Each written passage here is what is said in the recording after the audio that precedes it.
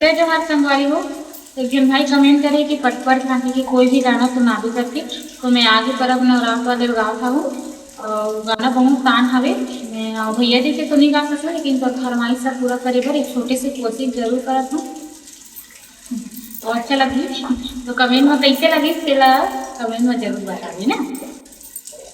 यह मूर्ति बनैया पहले माटीला माताए हो, काने कन के मूर्तिला दुर्गा के बनाए हो। यहाँ लेते उग मनवा दाई तो लालाने वो, जुरे मिलके सबो जना मूर्तिला बनाए हो।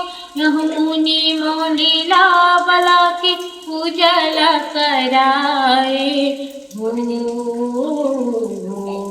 फिर सब भजन कराए हो। माया मोर माटी के दुर्गा पूजाए हो माँ।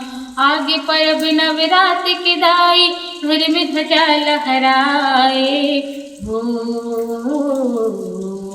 जगमग ज्योत जलाए हो। माया मोर माटी के दुर्गा पूजाए हो माँ, जगमग ज्योत जलाए हो। माया मोर माटी के दुर्गा पूजाए हो माँ, जगमग ज्योत जलाए हो। माया मोर माटी के दुर्गा पूजाए हो माँ।